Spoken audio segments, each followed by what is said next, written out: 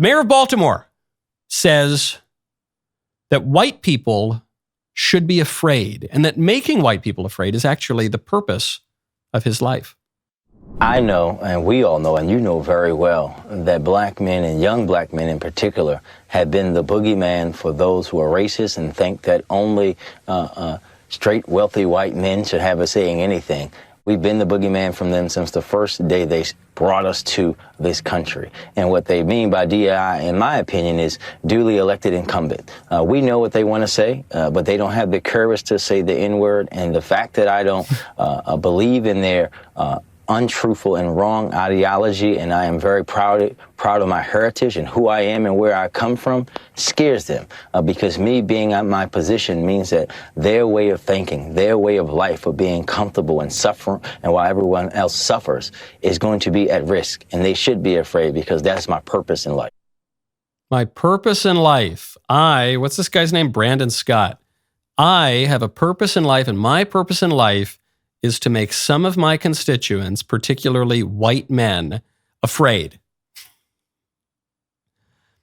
Not exactly the civic spirit, kumbaya, bring us all together kind of happy talk that we sometimes hear from Democrat politicians. But of course, this is really what underlies all of leftist ideology, is a kind of resentment.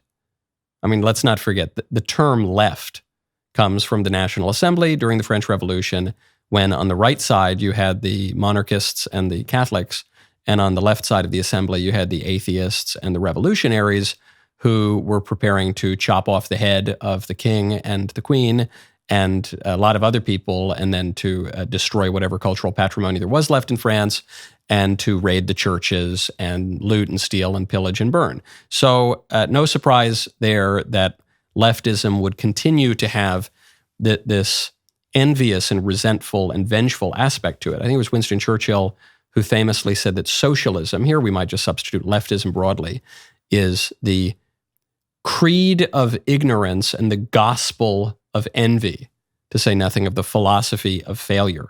And so looking around Baltimore, the city is a disaster. It's too bad. It could be nice. There has been beautiful architecture there. It's in a nice spot in the country, but it's a total disaster.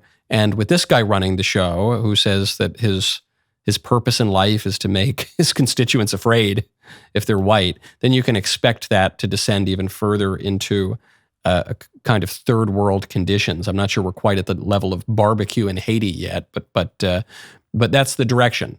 That's the direction that these guys are headed, because what he's articulating is not only an indifference to the common good, which is supposed to be the chief concern of civil servants, of statesmen, but actually a hostility toward the common good and a preference for selfishness and for private interest over the common good, so that he can plunder and terrorize some of his constituents for a smaller interest group. Now, speaking of America's cities, things are not only bad in Baltimore, they're also bad in Los Angeles, they're bad in San Francisco, and they're bad in New York City right now in particular. And having been a New Yorker for a lot of my life, and having grown up in New York and lived in the state of New York and in the city of New York, I can see it when I go back and visit. Things are getting a lot worse over there. And that's particularly true when it comes to crime. And the New York's police department is one of, if not the best police departments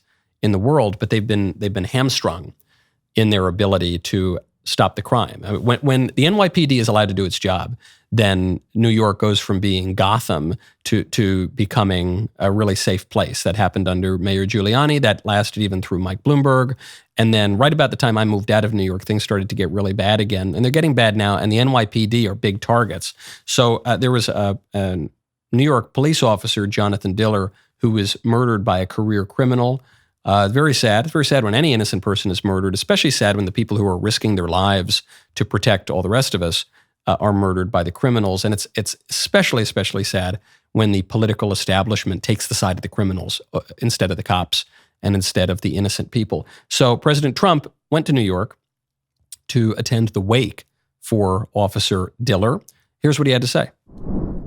Well, thank you very much, everybody. I want to thank Bruce and all of the people that have worked so hard to make this area beautiful and safe. And this is what happened is such a sad event, such a horrible thing, and it's happening all too often, and we're just not going to let it happen. We just can't. 21 times arrested, this thug, and the person in the car with him was arrested many times, and they don't learn because they don't respect. They're not given the respect. The police are the greatest people we have. There's nothing and there's nobody like them, and this should never happen. I just visited with a very beautiful wife that now doesn't have her husband. Stephanie was just incredible. Their child, brand new, beautiful baby, sitting there innocent as can be, and doesn't know how his life has been changed. But the Diller family you'll never be the same. You can never be the same. And we have to stop it. We have to stop it. We have to get back to law and order. We have to do a lot of things differently because this is not working. This is happening too often.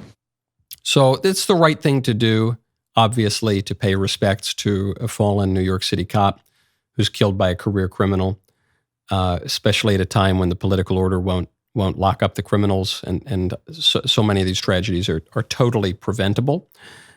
It's also a good campaign theme.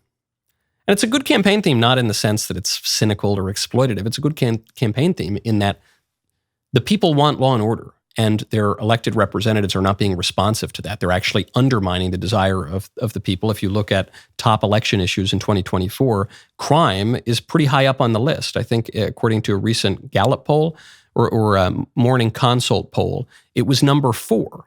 So it's not quite in the top 3, but it's really, really close. And it's true not just in New York, it's true around the country. And so it's an important campaign theme because it resonates, and it's good for that to be a campaign theme. And it's a disgrace that Joe Biden won't make it a campaign theme, but he can't because he's campaigning on promoting crime effectively.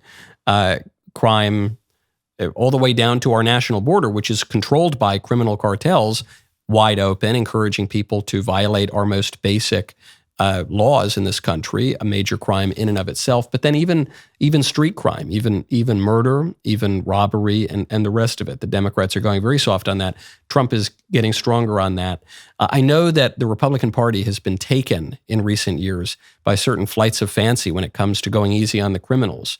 And there have been voices within the Republican Party saying we need to let some criminals out of prison, and we need to reduce punishments for it. No, I don't think so.